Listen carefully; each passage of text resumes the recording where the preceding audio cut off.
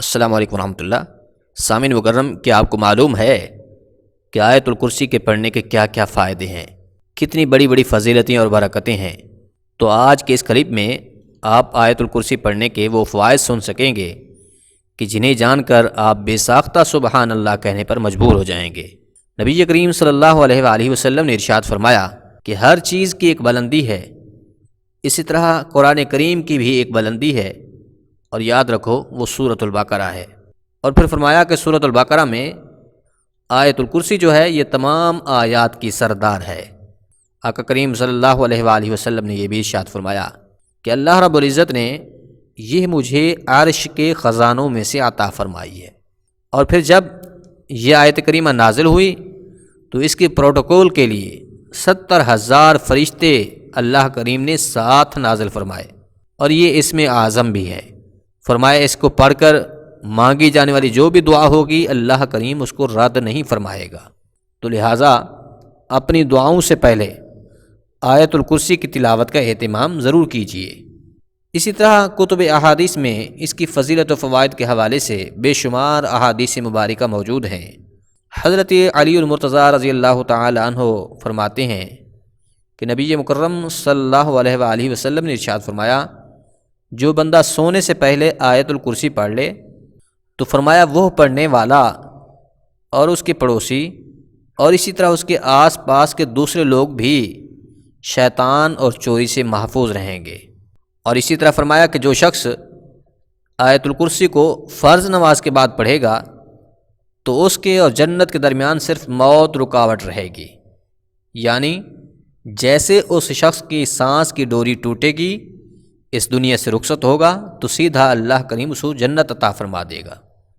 ام المومنین حضرت امی عائشہ صدیقہ رضی اللہ تعالی عنہ بیان کرتی ہیں کہ ایک شخص نبی کریم صلی اللہ علیہ وآلہ وسلم کی خدمت اقدس میں حاضر ہوا۔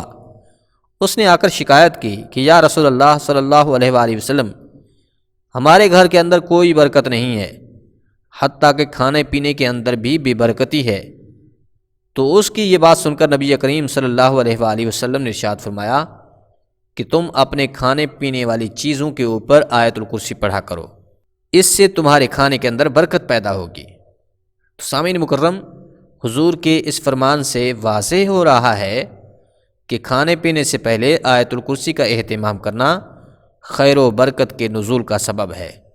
اسی طرح گھر سے نکلتے وقت آیت الکرسی پڑھنے سے فرشتوں کی جماعت جو ہے گھر کی حفاظت کرتی ہے، یعنی کہ جب بھی گھر سے نکلیں تو آیت الکرسی پڑھ کر نکلیں، اس سے آپ کا گھر فرشتوں کے حصار میں آ جائے گا۔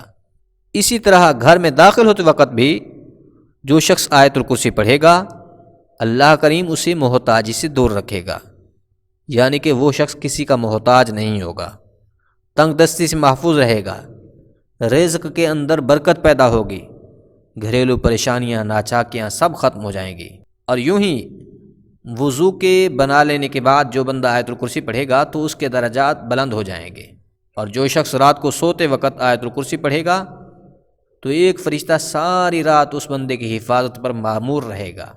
اسی طرح سے یہ وہ آیت کریمہ ہے کہ جس سے جادو، جنات اور نظر بد سے حفاظت ہوتی ہے، یعنی کہ پرانے سے پرانا ہی جادو کیوں نہ ہو تو وہ 7 دن تک 313 بار آیت الکرسی کے پڑھنے سے دور ہو جائے گا، ختم ہو جائے گا، جتنا بھی سخت جادو ہوگا اس سے نجات مل جائے گی۔